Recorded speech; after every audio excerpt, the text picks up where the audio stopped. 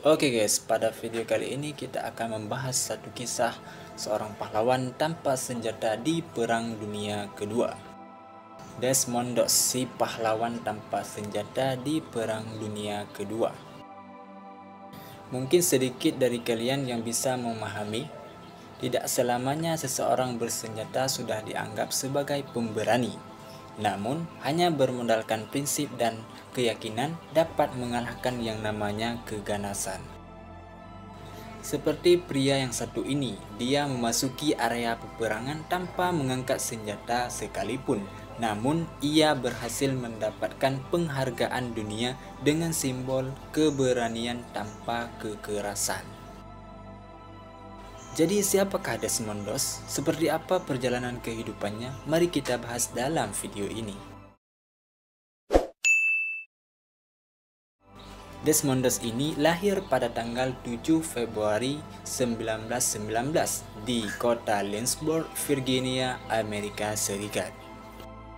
Ia tumbuh dalam keluarga yang religius, artinya keluarga yang sangat mematuhi ajaran agama, atau lebih tepatnya keluarga yang sangat taat pada agamanya.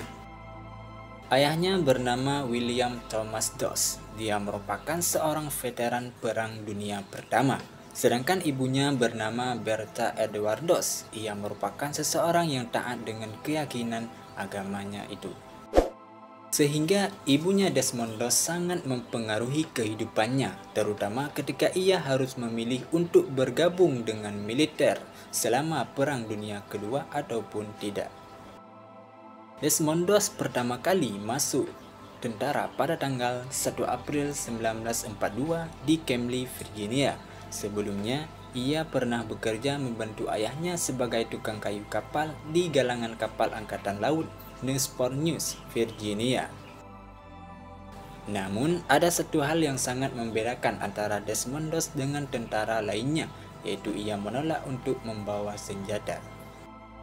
Sebagai seorang penganut agama Kristen Protestan, Doss memegang teguh prinsip jangan membunuh yang diajarkan oleh agamanya.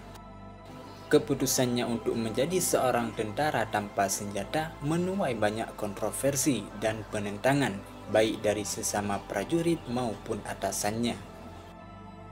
Banyak yang meragukan kemampuannya untuk bertahan di medan perang, apalagi dengan ketidakmampuannya menggunakan senjata. Namun, Doss mampu membuktikan bahwa keberanian tidak selalu berhubungan dengan kekuatan fisik atau kemampuan tempur. Sebaliknya, keberanian sejati terletak pada keteguhan hati untuk melakukan apa yang benar, bahkan dalam situasi yang paling ekstrim sekalipun. Selama perang berlangsung, Doss hanya bertugas sebagai paramedis di unitnya. Meskipun dia tidak pernah mengangkat senjata, ia menunjukkan keberanian yang luar biasa di medan perang tersebut. Seperti contoh pada pertempuran di Okinawa, Jepang, Doss menjalani misi yang kemudian membuat namanya abadi dalam sejarah dunia. Ketika pasukannya terperangkap dalam pertempuran yang sangat sengit di sebuah bukit yang dikenal dengan nama Hacksaw Ridge atau penggunungan gergaji besi, banyak prajurit yang terluka dan terjebak di sana. Doss dengan tekad dan keberanian yang luar biasa, tanpa ragu ia pun turun ke garis depan untuk menyelamatkan rekan-rekannya yang terluka. Dalam sejarah mencatat bahwa Desmond Doss berhasil menyelamatkan 75 prajurit yang terluka di Hacksaw Ridge dengan cara mengangkat mereka satu persatu dan membawanya ke tempat yang aman, meskipun resiko kematian mengancam di setiap langkahnya. Keberanian Desmond Doss dalam menyelamatkan nyawa di dalam medan perang tak hanya membuatnya dihormati oleh rekan-rekannya, tetapi juga membuatnya mendapat penghargaan tertinggi militer Amerika Serikat, yaitu Medal of Honor atau medali kehormatan. Kemudian pada tahun 1945, Doss menerima penghargaan tersebut dari seorang presiden Amerika Serikat di Gedung Putih pada saat itu. Menariknya, pada saat Doss menerima penghargaan tersebut, ia menegaskan bahwa dia tidak ingin dipuji karena tidak membunuh lawannya, tetapi karena dia bisa menyelamatkan banyak nyawa.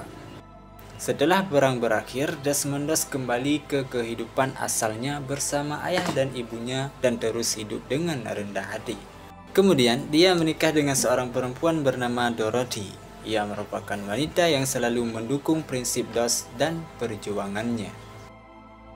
Desmond Doss ini meninggal pada tanggal 23 Maret pada tahun 2006 di usianya yang mencapai 87 tahun. Namun warisannya hidup hingga saat ini. See you next video. Bye bye.